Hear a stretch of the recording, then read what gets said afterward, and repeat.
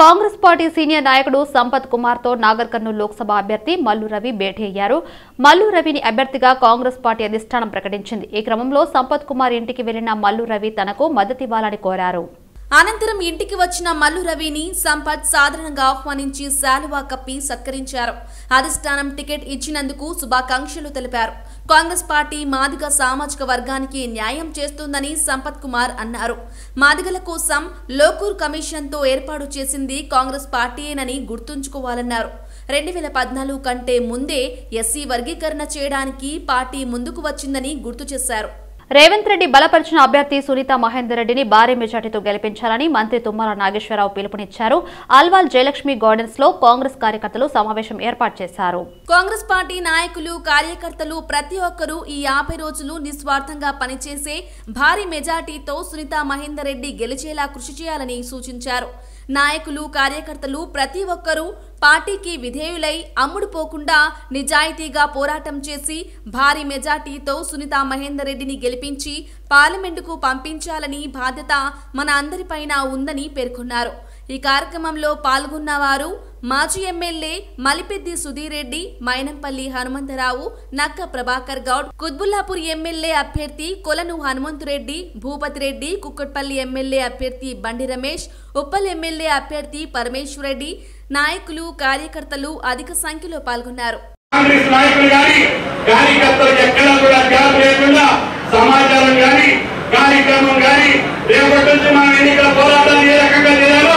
తప్పకుండా ప్రణాళికాబద్ధంగా మీరు నిర్వహించుకొని ప్రతి నియోజకవర్గంలో నిలబడి నిదాలుగా పోరాడి మార్గాధికారిని సునీతమ్మ గారిని గెలిపించాలని చెప్పి అందరినీ ప్రార్థిస్తున్నా.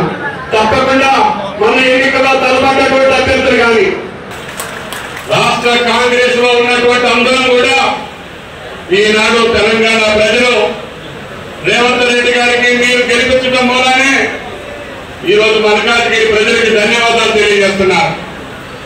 ఇంత ప్రాముఖ్యత కలిగినటువంటి నియోజకవర్గం రేపు పార్లమెంటు సీటుని గెలవాల్సినటువంటి అవసరం. మనకు వచ్చినటువంటి ప్రభుత్వాన్ని సమర్థవంతంగా సుభిక్షంగా తెలంగాణ ప్రజలు కోరుకున్నటువంటి రీతిలో అదే పాలించాలి అంటే మళ్ళీ ఈ సీటు గెలవాల్సినటువంటి అవసరం ఉంది. ఎందుకంటే మన గౌరవ ముఖ్యమంత్రి మన రేవంత్ రెడ్డి గారు నిజంగా ఆయన డైనమిక్, నిజంగా ఆయన ప్రజాపాలన కానీ ఆయన 6 గ్యారెంటీల పథకం కానీ ఆయన నిజంగా ప్రజల పక్షపాతి కాబట్టి దానివల్ల నేను గత ప్రభుత్వంలోని ఎలాంటి అభివృద్ధి లేక మా కార్యకర్తల మీద నిజంగా కేసులు అవన్నీ ఉండడం వల్ల ఎంతో చాలా అనుభవించిండ్రు. అట్లాంటి ఎన్నో సమస్యలు ఎదుర్కొన్నాం. అందువల్ల నేను కాంగ్రెస్ పార్టీలో చేరడం జరిగింది. బీజేపీ బాండ్ల పేరిట, ఫండ్స్ పేరిట ప్రజాస్వామ్యాన్ని కూడిచ్చేస్తుందని PCC working president MLC Mahesh Kumar Goud మండిపడ్డారు. కుట్రపూరితంగా కాంగ్రెస్ పార్టీకి చెందిన 4 బ్యాంకులలో 11 అకౌంట్స్ ని సీజ్ చేసిందని ఆరోపించారు. 210 కోట్ల డొనేషన్లో 14 లక్షల క్యాష్ లావాదేవీలపై జరిపిందనే చిన్న కారణంతో అకౌంట్స్ సీజ్ చేసిందని ఆగ్రహం వ్యక్తం చేశారు.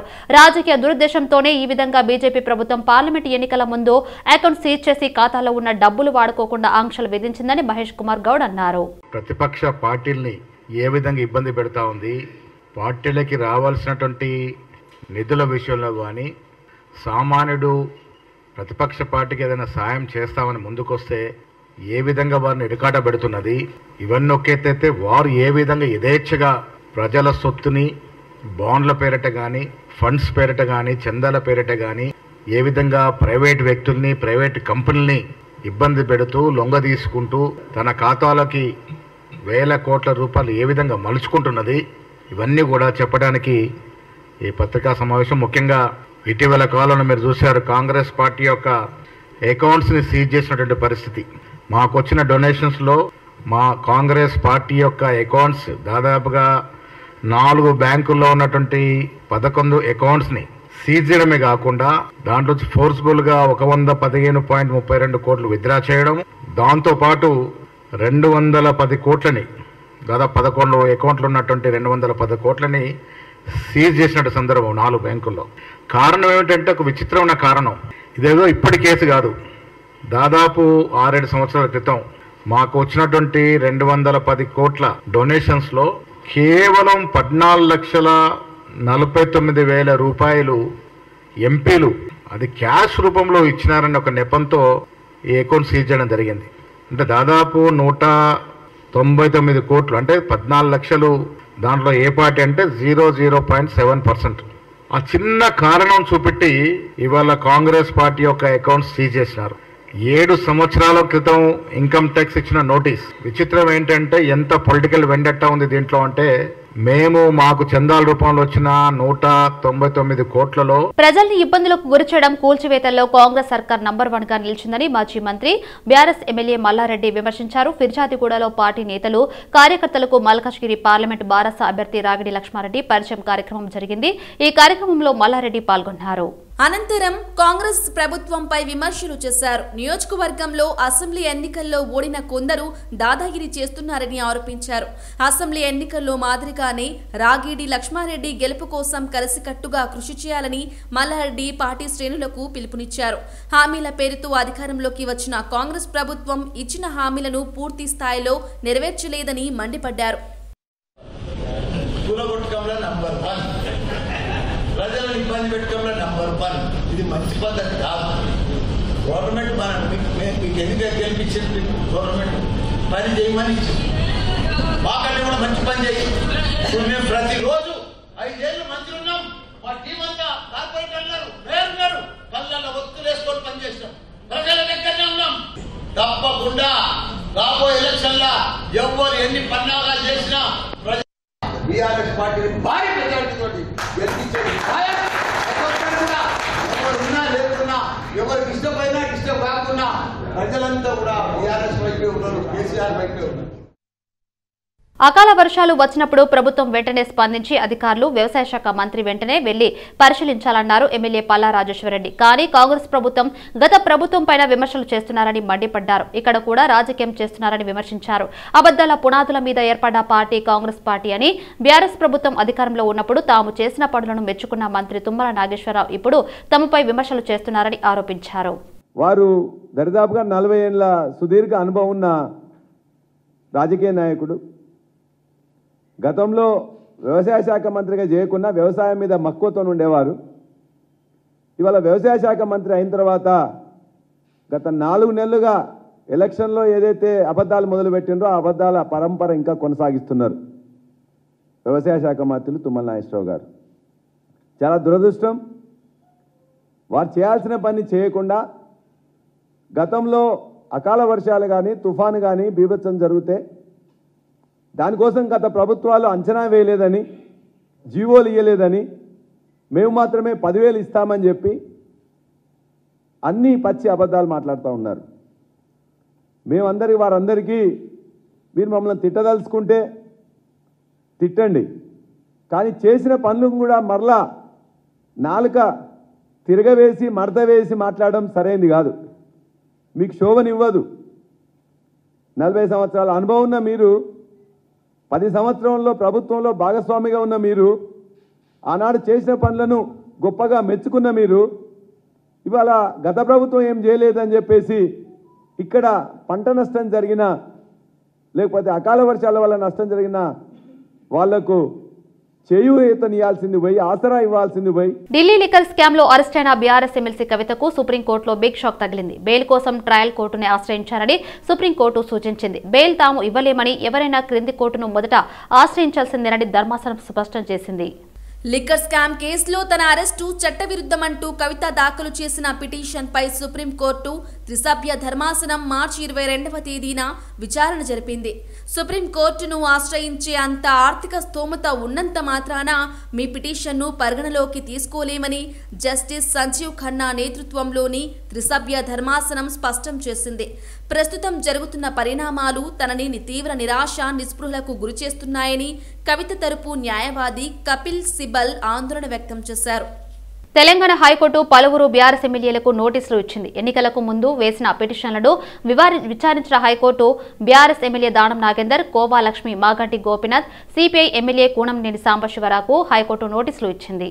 కోవాలక్ష్మికి వ్యతిరేకంగా అజ్మీరా శ్యామ్ హైకోర్టులో పిటిషన్ వేయగా మాగంటి గోపీనాథ్పై ప్రత్యర్థులు అజారుద్దీన్, నవీన్ యాదవ్, కూనంనేని సాంబశివరావుపై నందూలాల్ అగర్వాల్ పిటిషన్లను నేడు జస్టిస్ లక్ష్మణ్ నేతృత్వంలోని ధర్మాసనం విచారించింది.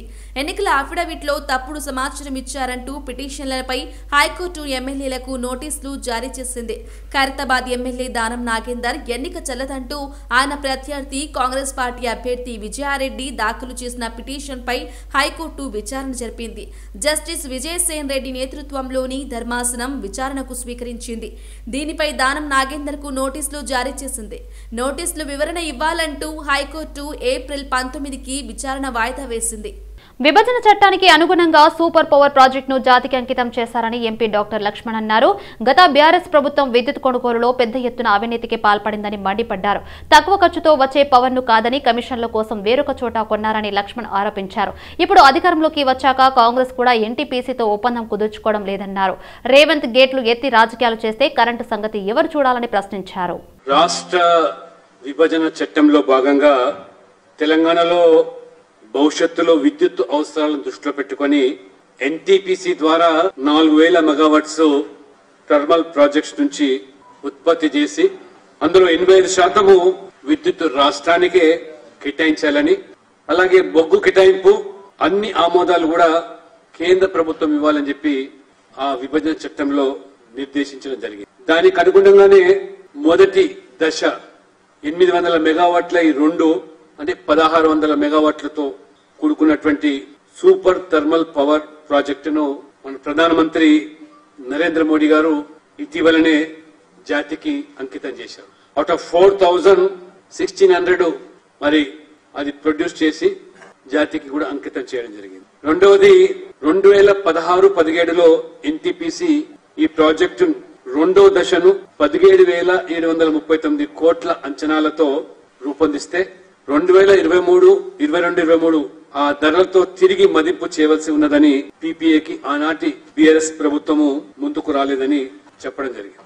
ఆర్టీఐ ద్వారా ఎన్టీపీసీ అందించినటువంటి తాజా సమాచారం ప్రకారం చూస్తే అక్టోబర్ 23 నుంచి జనవరి 29 వరకు తెలంగాణ ప్రభుత్వానికి 3 లేఖలు రాశారు ఎన్టీపీసీ నుంచి.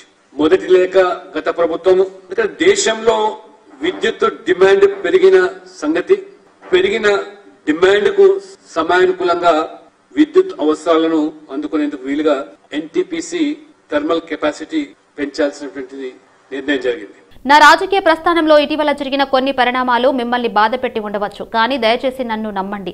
మీ నమ్మకాన్ని వమ్ము చేయరని ఆర్ఎస్ ప్రవీణ్ కుమార్ అన్నారు. ఇటీవల బీఆర్ఎస్ పార్టీలో చేరిన ఆయనకు బీఆర్ఎస్ నాగర్ కర్నూలు లోక్సభ అభ్యర్థిగా ప్రకటించింది.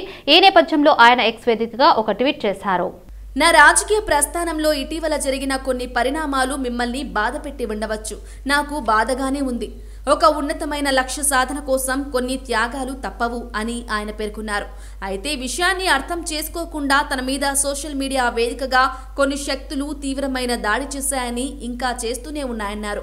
ఇలాంటి అనాగరికమైన దాడులు తనకు కొత్త కాదని, తనను పేద ప్రజల జీవితాలను సమూలంగా మార్చాలన్న లక్ష్యం నుండి ఈ చిల్లర దాడులు దూరం చేయలేవని పేర్కొన్నారు. నల్లకుంట చౌరస్తాలో హైదరాబాద్ యూత్ కాంగ్రెస్ ప్రెసిడెంట్ మోతా రోహిత్ ఆధ్వర్యంలో మోదీ దిష్టిబొమ్మ దహనం చేశారు.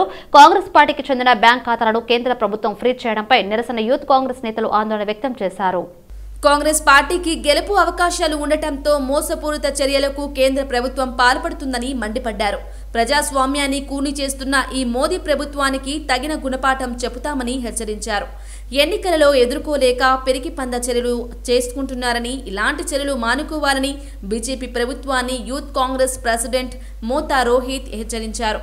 రంగారెడ్డి జిల్లా రాజేంద్రనగర్ నియోజకవర్గం గండిపేట్ మండలం నార్సింగి మున్సిపల్ కోకాపేట్ చౌరస్తాలో కొన్ని సంవత్సరాల క్రితం బాబు జగ్జీవన్ రామ్ విగ్రహం ఏర్పాటు చేశారు. అయితే కొందరు బడా బాబుల స్వార్థం కోసం బాబు జగ్జీవన్ రావు విగ్రహాన్ని రాత్రికి రాత్రి తొలగించడంపై స్థానికులు మండిపడ్డారు.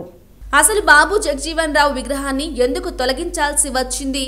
తొలగించిన విగ్రహాన్ని ఎక్కడ పెట్టారో ఇప్పటికీ అర్థం కావడం లేదని స్థానికులు ఆగ్రహం వ్యక్తం చేస్తున్నారు. విగ్రహం తొలగింపులో ఎంఆర్పీఎస్ నేతల హస్తం ఉందని ఆరోపించారు. విగ్రహం తొలగింపు విషయంలో మందకృష్ణ మాదిగ వెంటనే స్పందించాలని కోకాపేట్ ప్రజలు డిమాండ్ చేశారు. నేను అందరికీ నమస్కారం అండి. నేను ఇక్కడ నార్సింగ్కి రావడము 13/2/2024 నుంచి ఇక్కడ ఉన్నాను. నేను రావడంతో కొద్దిగా తెలుసుకోవడం అంటే చాలా పెద్ద మున్సిపాలిటీ, అవగాహన రావడానికి కొంత టైం పట్టింది. తమరు అడిగినట్టుగా అక్కడ బాబు జగజీవన్ రామ్ విగ్రహం ఉందని చెప్పి మీరు అంటున్నారు. ఆ విషయం నాకు తెలియదు.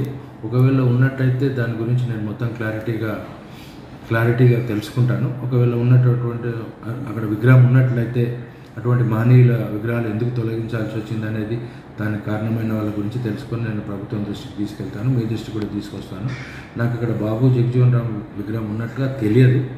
తెలుసుకున్న తర్వాత ఖచ్చితంగా మీ అందరి దృష్టికి తీసుకొస్తాను. పరిస్థితులలో గతంలో ఉన్నటువంటి పెద్దలది మహనీయుల విగ్రహాలు ఎక్కడున్నా కూడా తొలగించొద్దు. ఒకవేళ ప్రజలకు రోడ్లకు అంతరాయం కలిగినట్టయితే ప్రభుత్వం దాన్ని తొలగించి మంచి ప్లేస్లో సరి అయిన సముచిత స్థానం ఇచ్చి ఆ ప్లేస్ని చేంజ్ చేసి వేరే ప్లేస్లో పెట్టడానికి అవకాశం ఉంటుంది. కానీ ఎటువంటి అది లేకుండా విగ్రహాలు తొలగించడం, గతంలో ఉన్నటువంటి మహనీయుల విగ్రహాలు తొలగించడం అయితే తప్పే. ఒకవేళ తొలగించినట్టయితే దానికి సంబంధించిన విషయాలు మొత్తం నేను క్లియర్గా ఒక 2-3 డేస్లో ఎంక్వైరీ చేసి తెలుసుకుంటాను. చట్టాలు చర్యలు తీసుకుంటాం, ఖచ్చితంగా తీసుకుంటాం. Kukatpally JNTUH నిర్వహించబోయే TSEA PCET TSICET తేదీలలో మార్పు చేస్తున్నట్లు తెలంగాణ ఉన్నత విద్యామండలి చైర్మన్ ఆదేశాలు జారీ చేశారు.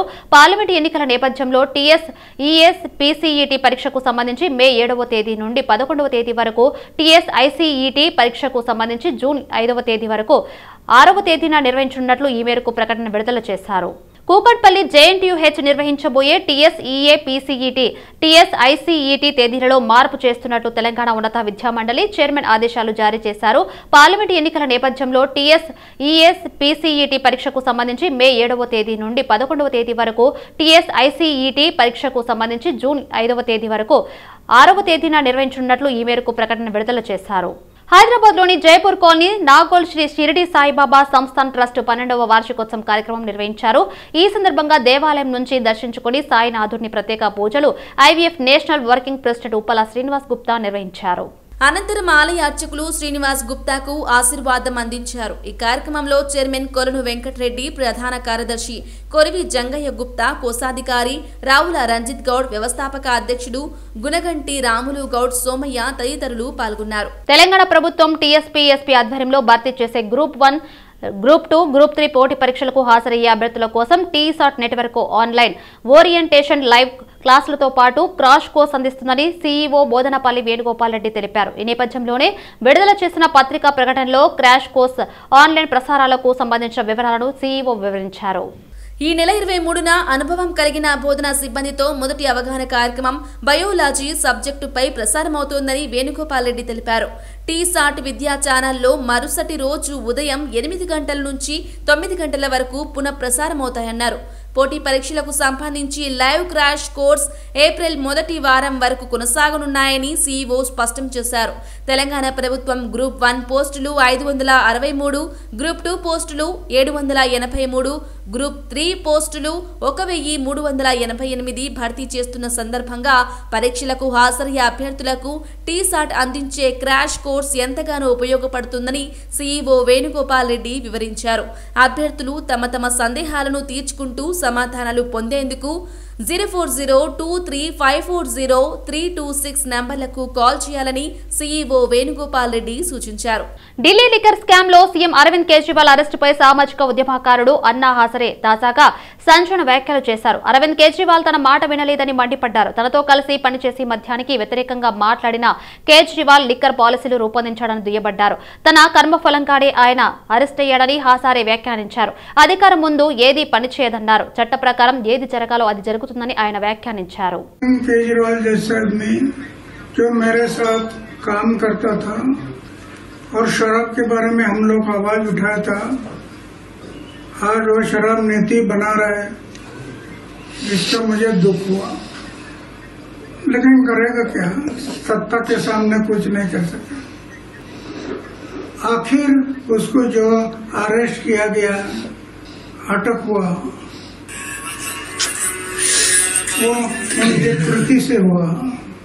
हम ये बातें नहीं करते तो अटक होने का कोई संभव नहीं था। तो जो अटक हुआ है अभी कानून के तौर पर जो होगा वो होगा, वो सरकार देखेगी, वो सोचेगी। లోక్సభ ఎన్నికలకు సంబంధించి తొలి దశ నోటిఫికేషన్ ప్రకటించిన నేపథ్యంలో బీజేపీ అభ్యర్థుల ఎంపికపై కసరత్తు మొదలుపెట్టింది. ఇప్పటికే 3 అభ్యర్థుల జాబితాలను ప్రకటించిన బీజేపీ తాజాగా పుదుచ్చేరి, తమిళనాడు లోక్సభ అభ్యర్థులు కూడిన 4 జాబితాను ప్రకటించింది. ఈ 4 జాబితాలో తమిళనాడులో 14 లోక్సభ నియోజకవర్గాలు, పుదుచ్చేరిలో 1 నియోజకవర్గంతో కలిపి మొత్తం 15 మంది అభ్యర్థులను ప్రకటించింది. 3 జాబితాలో 9 మంది అభ్యర్థుల్లో చెన్నై సౌత్ నుంచి తెలంగాణ మాజీ గవర్నర్, పార్టీ నేత తమిళసై సౌందరరాజన్, కోయంబత్తూరు నుంచి అన్నామలై పోటీ చేయనున్నారు. అయితే విరోధ్ నగర్ లోక్సభ స్థానం నుంచి సినీ నటి రాధికా శరత్ కుమార్ బరిలో దిగనున్నారు. ఈ జాబితాలో మొత్తం 15 మంది అభ్యర్థులు ఉన్నారు. అక్రమ సంపాదనకు అలవాటు పడి నిషేధిత మత్తు పదార్థమైన అల్పాజోలంను తయారు చేసి అమ్ముతూ కిరణ్ కుమార్ అనే నిందితుడిని పోలీసులు అరెస్ట్ చేశారు. ఈ క్రమంలోనే నిందితుడు కిరణ్ కుమార్ అక్రమ ఆస్తులను జప్తు చేసి ప్రభుత్వానికి హ్యాండ్ ఓవర్ చేసినట్టుగా సూరారం పోలీస్ స్టేషన్లో ఏసీపీ శ్రీనివాసరెడ్డి వివరాలు వెల్లడించారు. మునగాల కిరణ్ కుమార్ అనే నిందితుడు 2021 నుండి పోలీసుల కళ్లు కప్పి ఇండస్ట్రియల్ ఏరియాల్లో కెమికల్ కంపెనీ పేరిట నిషేధిత మత్తు పదార్థాలను తయారు చేసి విక్రయిస్తూ 2023 డిసెంబర్ 27న పోలీసులకు చిక్కాడు. గత కొద్ది రోజులుగా దర్యాప్తుల్లో భాగంగా అతనిపై, అతని భార్యపై ఉన్న 68,50,000 విలువ గల ఆస్తులను జప్తు చేసి ప్రభుత్వానికి హ్యాండ్ ఓవర్ చేశారు. వారికి సంబంధించిన బ్యాంక్ అకౌంట్లను సైతం సీజ్ చేసినట్లు ఏసీపీ శ్రీనివాసరెడ్డి తెలిపారు. ఇదే క్రమంలో అతడు ఈ ఆల్ఫాజోలం అనే డ్రగ్ అమ్మి సంపాదించిన ఆస్తులు ఎన్ని ఉన్నాయని చెప్పి మా దర్యాప్తులో వెరిఫై చేసి అతడు ఈ మధ్యకాలంలో 2023లో apartment 1 plot number 502 5th floor SL construction Mukunda Nilayam apartment Ammuguda, Nagaram, Malkajgiri జిల్లాలో 1 కొనుక్కోవడం జరిగింది. ఇది మా దర్యాప్తులో ఈ అల్పాజోలం అమ్మడం ద్వారా వచ్చిన అక్రమ సంపాదనతో కొన్నదానిగా నిర్ధారించి అట్టి అపార్ట్మెంట్ను ఫ్రీజ్ చేసేసి గవర్నమెంట్కు హ్యాండ్ ఓవర్ చేయడం జరిగింది.